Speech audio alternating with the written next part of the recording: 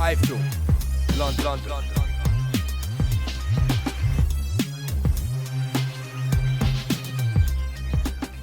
iFILM, London. Well, ladies and gentlemen, thanks for coming again. Just an unbelievable night. Speechless. So proud of this man. You know, he knew, and we all knew, this was do or die tonight. You know, you talk about what happens if you lose, but we knew what happens if you lose. But you try not to think about that kind of thing. Over to say a few words before another very important person, Rob McCracken, should say a few words. I can't even speak at the moment, to be honest with you. Carl FROCH. Rob McCracken. Yeah, fantastic night, as everybody witnessed. Carl's I've been saying it for a long time now, and Trish Dixon always picks me up on it. I told him he was a special fighter many years ago, and he is a special fighter. I think if anybody needed to know that once and for all, it was tonight. You know, we've been asked if it's his best win, and it's hard to say if it is because the fantastic boxers that he's already beaten. You know, we feel it doesn't really get the credit it deserves, to say the least, in our own neck of the woods, unfortunately. Maybe finally people will wake up to such a tremendous boxer in Carl, and he's one of your own. He's a Nottingham kid. You know, he's a normal kid. He's not got any edge to him. There's no any like crazy stories about him. He's just a normal, hard-working kid in his hometown hero, and he's a fantastic British boxer. And I think he proved that tonight. So hopefully now he'll become a British boxing legend, which I feel is long overdue. Thank you, Rob.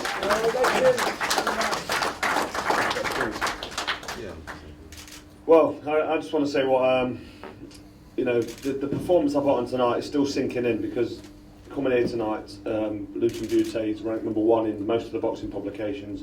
He's unbeaten in 30 fights, knocked out 24, I think, so he's got a great knockout ratio. And I can see why, because he hit me with a couple of good shots when I'd sort of rushed in a little bit and got excited, and I felt the shots. And if you're getting him hit with them systematically and, you know, consecutively, you're going to be in a lot of trouble, like a lot of his previous opponents have been. So after round 1, where I took my time, and then round 2 where I stepped on it a little bit and caught him with a couple of good shots, I got a taste of some of his shots and felt why he's unbeaten in 30 fights and he's stopped 24 of them, because, you know, he caught with a couple of classy uppercuts, and I think he caught with a short left hook. He's left-handed, so it was his left uppercut and his left hand hit me a couple of times. But I went back to my corner after round 2 and listened to Rob, just focused on what I need to do and what I've been working on in the gym for the last 3 months. And that's box, use my jab, don't fall in, don't reach in, don't leave my feet behind, up on my toes. A lot of technical stuff that I won't bore you with that I've been working on, and it's sort of bringing back the old me. And the last fight in Atlantic City, where I wasn't myself, I sort of put that behind me, but that was a little kick up the backside I needed to bring out the old me. And one thing I've focused on doing for the last 3 months was listening to Rob in the gym, doing everything he told me. And just executing the game plan to a T. The sparring's gone fantastic. It's not been too hard, but it's been very sharp and technical. I've had a young kid called Ryan Aston in, who's a very talented southpaw. He boxed on the bill tonight. Bob Adjisaf, he's very tall and rangy, got a decent punching southpaw, who's a light heavyweight. He's bigger and stronger than me at super middleweight. And you know, I've had plenty of good rounds. I actually worked it out the other day. I've done about 130 rounds of open sparring and about 35 rounds of technical sparring where you just work on certain shots. But without boring everybody, you know, about technicalities, the training's gone fantastic, and that's credit to Rob McCracken and Team GB, because the facilities there that I use are just fantastic, the second to none. And the young lads there at the squad also bring the best out of me, you know, the youth and the enthusiasm, because the Olympic Games coming up, the enthusiasm from all them boys that are qualified. I mean, we've got 10 qualified, you know, that's including the girls as well, for the Olympics. So we've got big Olympic Games to look forward to. And working with them on the facilities in Sheffield, and you know, the physio and the nutritionist, Ian Piper and Mark Ellison, he's really helped me on the final month. You know, he's given me a strict diet. I mean, I do the weights easy anyway. I'm very naturally a 168 pound fighter. But not only have I done the weight a lot easier, I've done it and I'm more full of energy than I've ever been. And that's due to the timing and what I'm eating and the timing of when I'm eating it. So I just feel like an all-rounded professional tonight. My decade of training as a professional with Robert has all come together on one night, and it had to, because after the devastating defeat to Andre Ward, I was left questioning my future in the sport. The desire's never been a question. I've always wanted to unify belts and become a legend, and you know, just remain at the top of the game for as long as possible before I get sick of it. And I'm not sick of the sport yet. I still love boxing. I still love getting up in the morning and running. I love watching my body change over the 3 months of training camp, and you know, all that tonight has been brought to a head with this win against Lucian BUTE, because a lot of people in the press, and you know, they're entitled to their opinion. Pundits on Sky, people on who write the columns on the Saturday papers, they've had a lot to say, and there's been a lot of negativity floating around, and you know, everyone's entitled to their opinion, but that drives me on and fuels me, you know, proving people wrong. But I did this tonight for myself, because if I didn't win tonight, like I said earlier, I would have been left questioning my future in the sport, and I may have even thought about announcing my retirement. But I'm so far from that after that performance, because it was just so clinical and devastating, and I felt so strong and fit. I feel like I've turned back the time. Yes. It just felt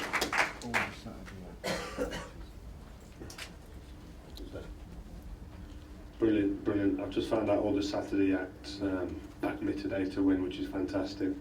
There's been a lot of negativity in the press lately, but it sounds like they came through today. I didn't get a chance to read. I don't read the papers a couple of days before, because it can put you on a diner sometimes. So, you know, I've just left that alone. I'll read them when I get back. But no, just I want to say a big thank you to Rob McCracken, because it's a team effort. I know I'm in there on my own, and he climbs down the steps when the bell goes, but you know, we're a team, and I listen to him. I do what he tells me, basically. Eddie Hearn, Matchroom Sport, it's been fantastic. He's just one heck of a guy. He's a real good friend. We just get on so well. We can have good chats, a good stop and chat for half an hour, and talk about deep things that, you know, come from the heart. And it all helps when you've got good people around you, and you've got the confidence and the belief. It's not just about yourself, it's about the people around you. Not blowing smoke up your arse, but you know, just telling you what you can do if you believe in yourself, and bringing the best out of you. And that's what I've had for the last 3 months on this camp. And I knew it was do or die tonight. I knew that if I couldn't perform at this level anymore, I don't want to go back to fighting for a British title or a Commonwealth title. And I don't want any, you know, I don't want to be fighting warm-up fights or any journeyman. I need to be in world title fights. People have said, you come out of the Super 6, you box Andre Ward, you just lost. Has he got the desire? Is he good enough to mix at this level? He's jumping in with Lucian BUTE, who's unbeaten in 30 fights, and he's ranked number 1 by one. He's a fantastic fighter, and he is. He's a great fighter, he's a great talent. But I think I've showed and proved to everybody tonight what I could do when I'm focused and I'm on the top of my game. That was the very best of me tonight, you know. And there's a lot more to come as well in the future, because I just feel so young and fresh and fit and ready for more. So it's going to be exciting. The future's looking good, and thank you very much to everyone. Go to the floor for questions, please, guys. Eddie, it's an awkward question, but I mean, you've got this clause in that you go to Montreal next. Have you had any conversation with them? Yeah, I mean, it's a bit early. No, they got stopped, so they can't fight for the title straight off the bat. So we'll have to discuss with them. You know, I don't think they want the rematch immediately. You know, I mean, I've got to say as well, Team BUTE, they're very humble. You know, actually, Stefan LaRouche jumped in to stop the fight before the referee, and I think he even said he was thinking about putting him out the round before when he stumbled back to the corner. But they've been a class act to work with, and the fact that they've come here, they believe they could win. You know, so we'll sit down with Team BUTE, and you know, we'd be more than happy to go to Montreal if they want to give us a defence first, and they can have a warm-up fight themselves. Right. But you would think that's unlikely? I would think it's unlikely for the next fight, yeah. Carl, congratulations on a fantastic performance. Do you think fighting like that you would beat Andrew Ward? I think that, you know, fighting like that tonight with the focus I've got and the way I felt physically, I'd beat anybody in my weight division. There's nobody that can touch me.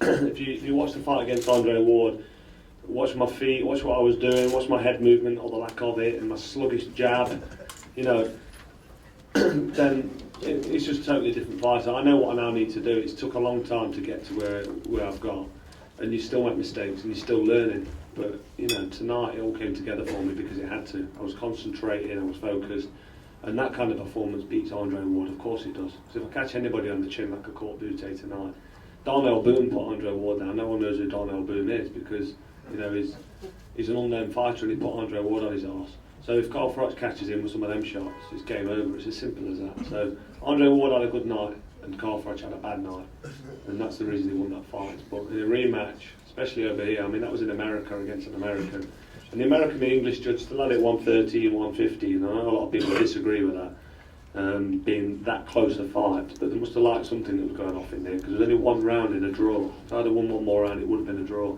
And I know it's ifs and buts and coulds, but it was a close fight against a fantastic fighter. Andre Ward's an Olympic gold medalist. He's not lost since he was 12 years old. He's beat Kessler. You know, he's beat some great fighters. And I lost to him. There's no shame in that. But to answer your question, I do feel that a performance like what I put up against BUTE tonight, I'd beat anybody, including Andre Ward. So who is next? Did you expect BUTE to last longer, even if everything went well for you? Did you expect BUTE would last longer? I said to quite a few people that the knockout is on the cards if I catch him. Because you know I punch very hard and my punch power is underrated. So I can't say that I expected it to go longer, no, because I came out tonight with tunnel vision and I was on a mission and I executed that mission from round one and that was the end result. So I can't say I'm surprised, no. Carl, how would you, well done obviously, but how would you rate that performance tonight against all your other fights? You know what, I've boxed at such a high level for so long, I can't say that was my best performance, purely because, you know, I boxed a flawless victory against Arthur Abraham, who'd only ever been stopped once, and that was a disqualified stoppage. He knocked the guy out and he got disqualified for doing it. So that was a great win. There's a Jean Pascal win. He was an unbeaten fighter and he went on to beat Chad Dawson after I beat him. So that was a fantastic win. Andre Durrell was an Olympic medalist, unbeaten. He came here and he got beat. And that was a close fight against a tricky, negative, very skillful, very fast, talented young man. So that was another great win. You know, I could go on. I've fought some great fighters at top level. And yes, I've been pipped very close. I lost to Mikkel Kessler. You know, he's a Danish man. He's like the David Beckham in Denmark. And we was over in Denmark. And I had a bad performance. And no excuses. I flew in there late because of the volcanic ash cloud in Iceland. And I shouldn't have took that fight that late because our planes were cancelled for 2 weeks and I sent a private jet over 2 days before. I jumped on the plane and it took it out of me. And I still think I did enough to win on that night. And Mikkel Kessler's here tonight and he's supporting me, so big thanks to him. But there's one that maybe could be a tasty dust-up in the future.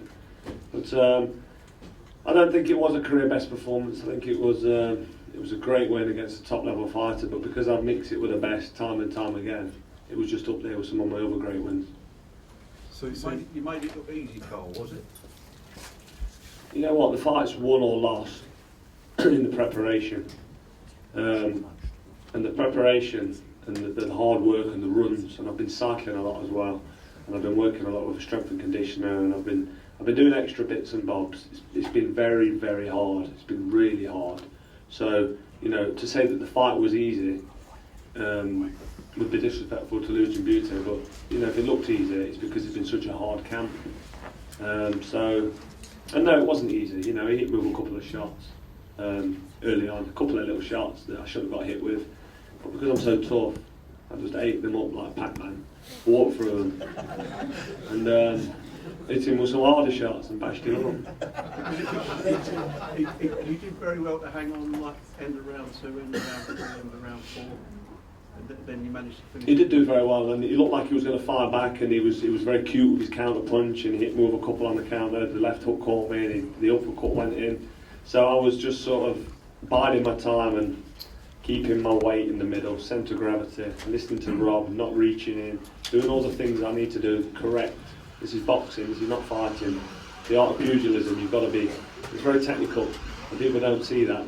You know, people who aren't the purists of the sport just see two people in there trying to beat each other up, but it's not like that. It's very skillful game boxing. You know, it's not mixed martial arts. It's not a brawl in a cage.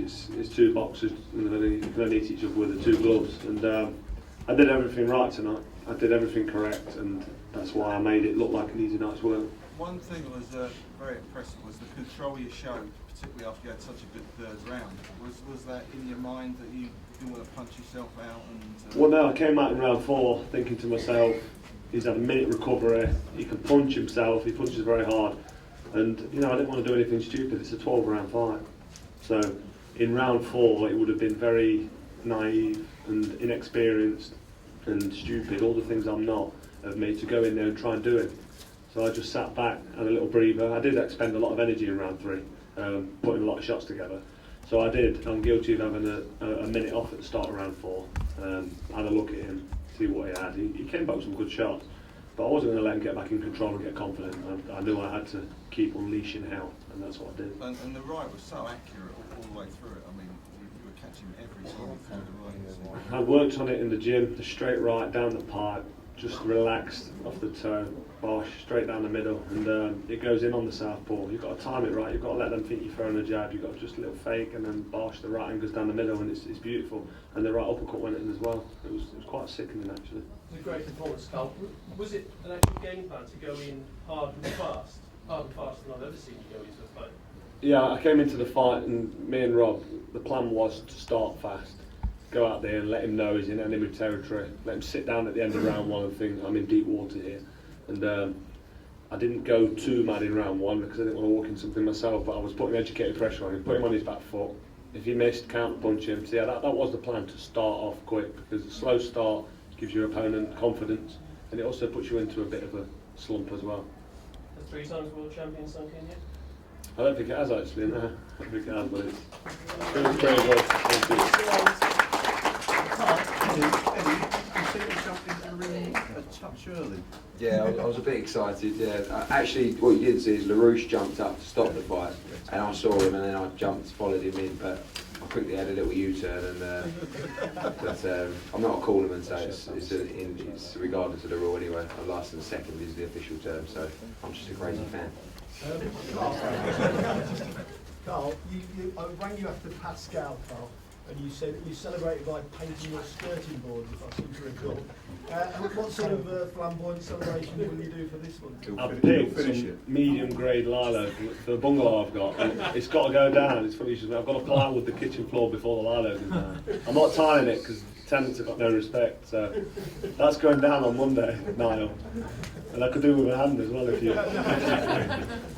So it's the lino job to do. I'm back on it. Yeah, I've got a property I've just redeveloped, and that's got to be back on the market. That's going on the market soon. But no, I'll be celebrating my little boy and my beautiful partner Rachel and my mum, my stepdad Steve, and you know my dad will be around, and we'll be having a week or 2 off. But I'm looking at a new place actually to move into somewhere bigger. Me and Rachel want to start working on expanding our family. I've had 4 months away from Rachel, so she's looking forward to bringing out the stallion in me. I think I've said enough. No, did Kessler say anything to you after? And if so, tell us. Mikel Kessler gave me a little look and a nod, and he clenched his fist and gave me a nod. So I know that means well done, great fight, and don't even ask me for a fight. That's what he looked like he was saying. Really? Do you not think you fancy it? Is that the one that you want most? It'd be nice to avenge a defeat. It really would. But I'm going to let Eddie Hearn see where we go from here, because I think I've fought enough monsters time after time to now think about fighting Mikel Kessler, who seems to be on form after that knockout win against Green. He's done very well, but that's a fight I would take in a heartbeat. Mikel Kessler, he's a great fighter. I've got so much respect for him. I consider him a friend. He sent me a text message tonight. He phoned me last week, and he's a real gentleman. But this is an honourable sport between warriors. And when you've got honourable men who are passionate about the sport, there's no love lost. You know, me and him could fight each other and still be mates. Do it for the fans. Your mum won't fancy it. Who? Your mum wouldn't want you to fight him again, would you? No, I don't think my mum would. She likes Mikel Kessler. I think she's got a little thing for him. Eddie, is that relatively easy to make now that you've got the character dangling from Kessler and maybe bring it over here? Yeah, I mean, again, we have to, honour our agreement with Interbox, and we'll have to have discussions with them.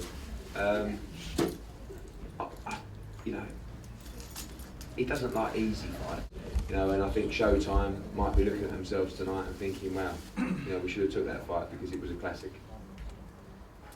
Carl, are you looking to get down to the Olympics this summer to cheer on those 10? Oh, definitely. There's some real good lads. I've made some great friends down at the Team GB, with Rob being the head coach, and you know, the man behind all the results and the great performances that we're having. Because he is. I mean, Rob can take all the credit for the performances that the boys and the girls are putting in there. But no, I'm behind the lads. There's some great lads. I'm really looking forward to the Olympics. It's going to be fantastic. It's going to put boxing back on the pedestal as well. I mean, I think I've just done that myself. But it's great for the sport, you know, what I've just achieved tonight and what the lads are going to achieve, and the girls in the Summer Olympics. Boxing's going through a good time at the minute. It will be anyway. If you lot get behind it, start giving us some blanket coverage. Sorry to drag it back, mate. Do you really think BUTE will want the rematch? Personally, I don't think he'll want the rematch because, you know, as a fighter, I looked in his eyes and I see him, and you know, after round 3, I see something drained from him that only a fighter can see when they look in their eyes. And I don't think he's going to want to fight again, let alone fight me again. Really? Honestly. He's unbeaten in 30 fights. He's come here tonight and he's got absolutely devastatedly beaten. You know, that don't happen often to top level fighters. That is a beating, a whooping of all whoopings. I mean, I've not seen it. I'm not bragging. I don't want to hurt anybody. I'm not proud of hurting people, but that's what I'm in the ring to do. I'm in there to do what I can do. And you know, if the boot was on the other foot, you know what would happen. So, but that was some performance by me, and I think that was a career-ending performance. But you never know. I don't know what he's made of. You know, so we'll see. Well done, mate. Thank you. You're all welcome. I